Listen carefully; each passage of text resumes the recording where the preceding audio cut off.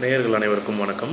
நான் உங்கள் பிரவீன்குமார். கொஞ்சம் பேசும் ஆலயங்கள் சேனலுக்கு உங்கள் அனைவரையும் வரவேற்கிறேன். இன்றைக்கி நம்ம பார்க்க போகிற திருத்தலத்துடைய பெயர் முக்தீஸ்வரர் ஆலயத்தில் அமைந்திருக்கிற நரமுக விநாயகரை பற்றி தான் பார்க்க போகிறோம். நரமுக விநாயகர் என்ன வித்தியாசமாக இருக்கேன்னு பார்க்குறீங்களா? ஆமாம், வித்தியாசம்தான்.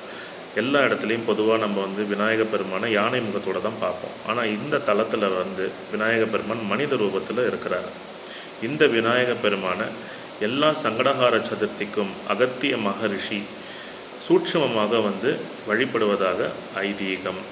இந்த தலத்தில் இருக்க விநாயகர் பெருமானை வழிபட்டால் குழந்தைகளுக்கு இருக்கிற ஞாபக மறதி, படிப்பில் இருக்கிற மந்தம், அவங்களுடைய கவனம் சிதறாமல் இருக்கிறதுக்கான அத்தனை விதமான வழிகளும் ஏற்படும்.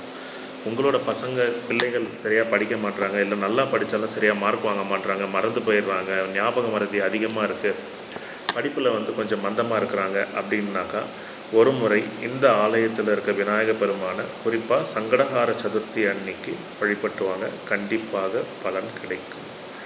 இது ஒரு விசேஷம். இந்த தலத்துக்கு இருக்கிற இன்னொரு விசேஷம் என்ன அப்படின்னு கேட்டிங்கன்னா, திலதர்ப்பணபுரி முக்தீஸ்வரர் ஆலயம். இங்கே இருக்க சிவபெருமானும் விசேஷம்தான். ஏன் அப்படின்னு கேட்டால், காசி, கயா, ராமேஸ்வரம் இந்த மாதிரி நிறைய திருத்தலங்கள் பார்த்திங்கன்னா முக்தி க்ஷேத்திரமாக இருக்குது. இங்கே பித்ருக்களுக்கு தர்ப்பணம் பண்ணுறது சிறப்பு. இவ்வளோ தூரம் எங்களால் போக முடியல அப்படின்னு சொல்கிறவங்க பக்கத்தில் கும்பகோணத்தில் இருக்கிற திலதர்ப்பணபுரியில் இருக்கிற முக்தீஸ்வரர் ஆலயத்தில் தர்ப்பணம் செய்தாலும் காசியில் கொடுத்ததற்கு இணையான பலன் உண்டு அப்படிங்கிறதும் ஐதீகம்.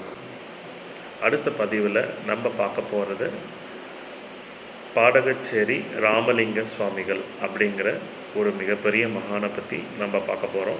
அவருடைய ஜீவசமாதி இருக்கிற இடத்த பற்றியும் அவர் பிறந்த இடத்த பற்றியும் நம்ம அந்த எபிசோடில் பார்க்க போகிறோம். நன்றி மக்களே, வணக்கம்.